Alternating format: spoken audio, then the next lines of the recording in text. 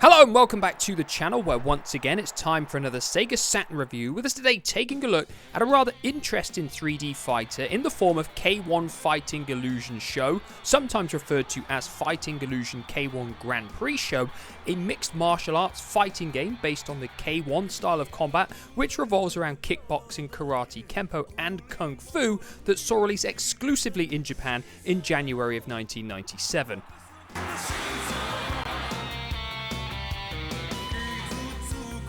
It's worth noting that although the game is incredibly similar to the K-1 Arena Fighters, the first K-1 fighting game that was released exclusively for the PlayStation, it isn't actually a port of that game, and if you're not familiar with the K-1 fighting tournaments, they don't have any different classes or divisions like the majority of other combat-based sporting events, which means you may well see much larger fighters facing off against fighters who are indeed much smaller. Like always, I'll be talking about what it looks like, what it sounds like, how it plays, content and lifespan, and ultimately whether it's still worth playing today and has the quality to make my worldwide Sega Saturn top 10.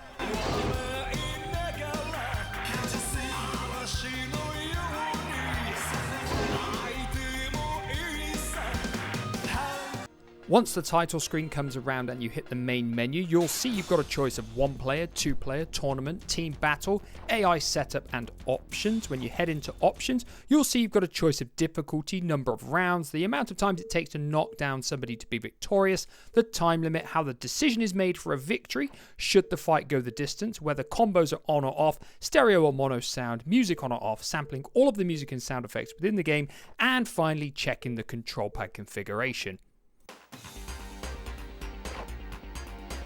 Once you enter the character selection screen, you'll see you've got a choice of 12 real-life competitors to pick from, including some of the more famous K-1 fighters from the time period, including Ernesto Hooch and Peter Aerts.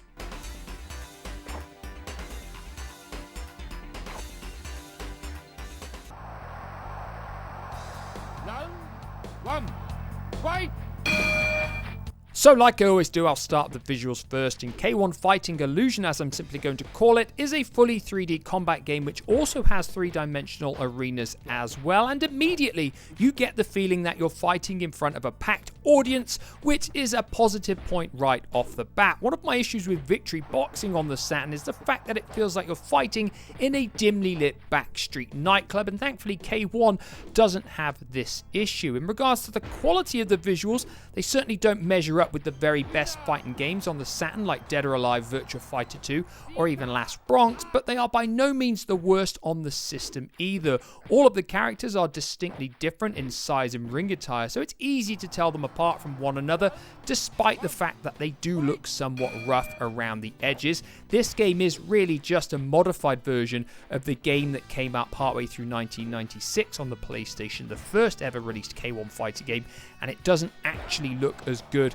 as the PlayStation version, with the facial details on the Saturn version not being up for any awards anytime soon. My only real issue though with the character models is the fact that it's clearly obvious where all of the body parts are made up of separate models and the joints are clearly visible, meaning the characters do have somewhat of a wooden mannequin look to them. The crowd in attendance don't have any animations at all within them, but the fact that there is a crowd is still a minor plus point. What I can't fault though is the quality of the animations within the game, because all of the moves look genuinely good and they replicate real life kicks and punches that you would have seen within K-1 matches very well. A particular highlight for me in regards to the animations is when you knock your opponent out and the manner that they fall to the canvas, as there is a definite element of satisfaction as you lay waste to one victim after another. The only thing that I could slightly criticize in terms of the animations within the fights are the minor explosion style effects as you hit your opponents, as it just slightly nullifies the realism factor within the game.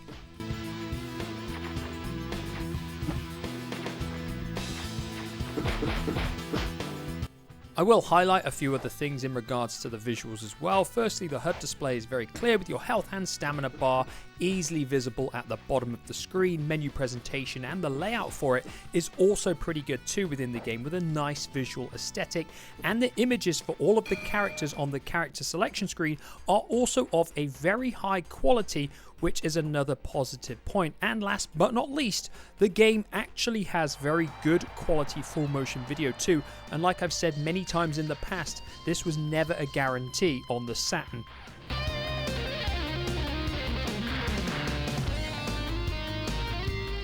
Moving on to the sound effects and music next, and the sound effects within the fights aren't particularly good, as a large majority of the hits feel too high pitched, almost as if you're continually slapping somebody, with them only having a slightly deeper sound if your opponent blocks your attacks. The music within the game is incredibly functional without really being either good or bad. It is the definition in my eyes of incredibly generic. But I will say that I am glad the game does have music, because without it, the crowd aren't lively enough. They really only make sound when you knock your opponent down. And like I previously said, the actual sound effects within the fights aren't that great. But what I will do is what I always do, and that is give you some samples of the music within the game.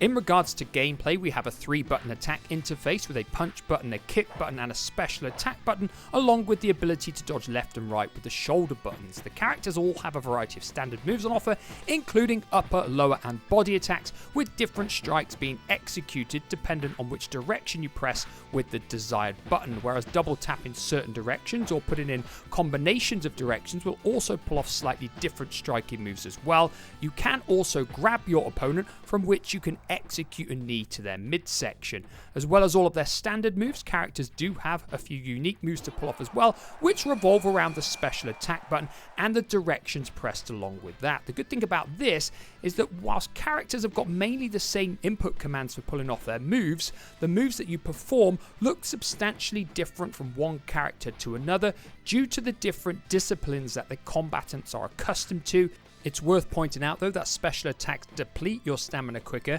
and the less stamina that you have, the less your attacks will do, though thankfully your stamina does recover though. You can also pull off multi-hit combos, which add another layer of realism to the action. One criticism though, in my opinion, that I will aim at the game is that I don't feel that there are enough moves within the game in general, and as a result of this, it does start to feel a little bit repetitive in regards to how it plays after a relatively short amount of time.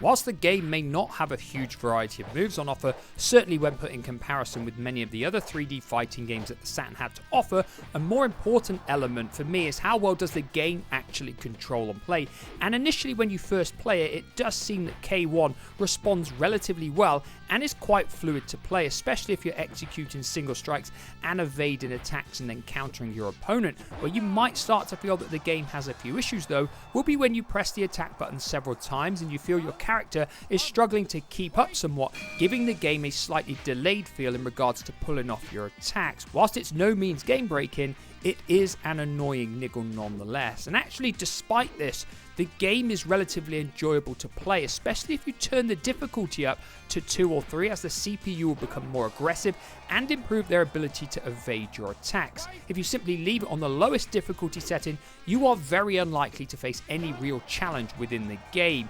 And when you look at the game and how it plays overall, it is a surprisingly refreshing alternative to the large majority of other fighting games that the Saturn has to offer, especially when you consider it is the only K-1 fighting game within the Saturn's 1000 plus game library.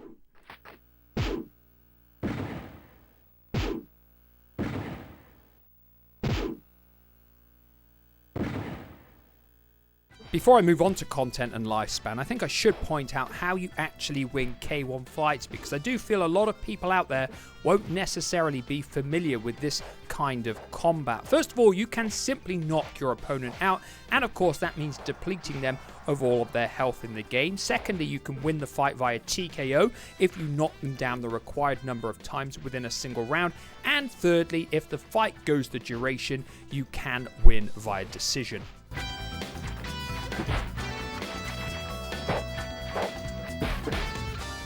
Moving on to content and lifespan, and the main mode of play is the one-player game where you face off against the other characters in the game before eventually facing the Master Ishii character and seeing the endgame credits. In regards to the other one-player modes, you've also got an 8-man elimination tournament and the team battle mode, but in all fairness, neither of these modes of play will keep you entertained for very long. Indeed, the team battle is simply a 3-on-3 single fight matchup, but you do have the ability to have a second player in a variety of modes as well, and 2-player standard fights too, which naturally does add a little bit more lifespan to the game. What you also have is an AI setup tool, which is admittedly very hard to understand if you don't have any knowledge of Japanese or aren't using some kind of translator app. Thankfully though, it is incredibly similar, if not exactly the same, as the PlayStation game K-1 The Arena Fighters, so I am able to tell you a little bit about it. What this mode of play does is let you customize and train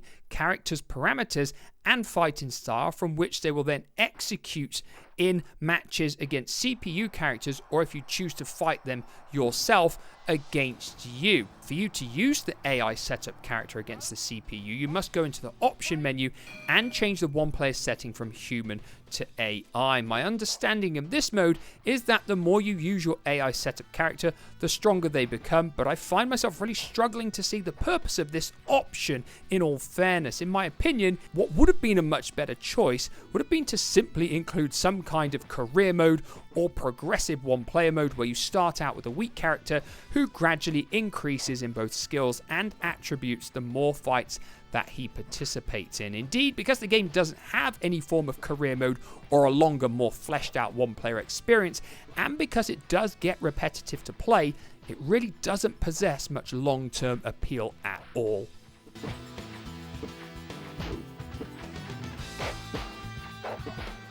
Now, before I talk about whether K-1 Fighting Illusion is still worth playing now and if it can make our Worldwide Saturn top 10, you'll notice the footage on the screen now has a horrible coloured border on, and this stage does for some reason, and that's why I haven't actually included it previously in any part of the video, because I do find it somewhat ugly, and I've no idea why this stage has this ugly border around it, but there genuinely is nothing you can do about it. Now, in regards to whether the game is still worth playing now, and if it's got the quality to make our Worldwide Saturn top 10, this is a genuinely unique fighting game on the Saturn, and it is actually quite enjoyable to play in relatively short doses. So if you are a fan of K-1 style fighting or 3D fighters in general, you may well get a limited amount of enjoyment out of this game. Now, in terms of whether it's got the quality to enter our Worldwide Saturn top 10, I imagine most people will know the answer to this. You can see the top 10 going up the screen right now, and there are indeed very good games in my Worldwide top 10, and K-1 Fighting Illusion simply doesn't have the quality to stand toe-to-toe with any of those. But of course, these are just my thoughts on the game, and I'm always interested, like I say, in hearing everybody else's opinions on every single game that I cover on the channel. So let me know your thoughts on K-1 Fighting Illusion down below, and like always, I'll be back in the near future with another Saturn review. Goodbye for now.